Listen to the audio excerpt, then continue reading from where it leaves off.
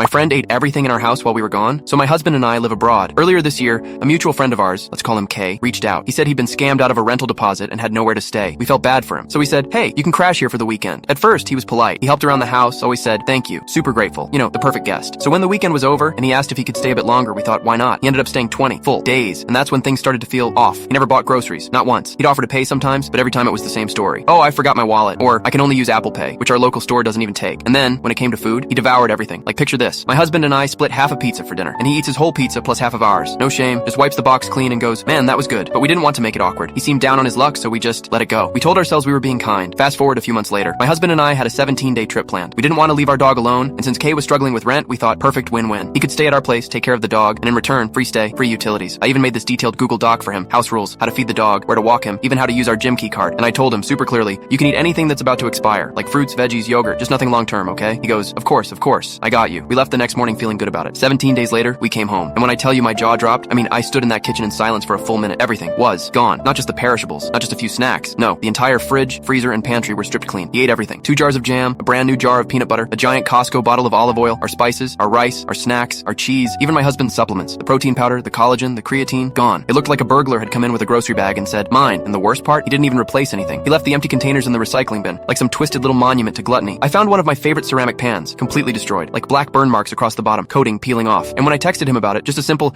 hey, can you replace the pan you ruined? He replied, and I swear this made my blood boil. Dude, it's just a pan. Why are you making such a big deal? Just a pan. No apology, no acknowledgement. He acted like I was crazy for even caring. That was the moment something in me snapped. I started replaying everything. Every forgot my wallet, every time he offered to help, every fake smile. And I realized this guy didn't just take advantage of our kindness and he fed off it. When my husband got home, I told him everything. He opened the freezer, blinked twice and said, where's all the meat? Gone. Where's the olive oil? Gone. Where's my creatine? Also gone. I showed him the texts. He just shook his head and said, wow, that's messed up. But here's where it gets worse. Now Kay won't stop texting me, like nothing happened. Hey, we should hang out this weekend. Yo, how's the dog? Acting like he didn't just empty our house like a human vacuum cleaner. I told my husband, I don't ever want that man in our house again. And my husband, he's a good guy. He said, I get it, but maybe don't cut him off completely. He's still my friend. Friend? This friend ate hundreds of euros worth of food, trashed our kitchen, and laughed in my face when I asked him to replace a pan. And I'm supposed to just smile? Pretend it didn't happen? No, not a chance. I told my husband, you can be friends with whoever you want, but he's never stepping foot in this house again. And as I said it, I looked around at our empty shelves, the spotless counters, the hollow fridge humming in the background, and all I could think about was how quiet it felt, like the air itself was holding its breath, because for the first time in weeks, there was nothing left for him to take.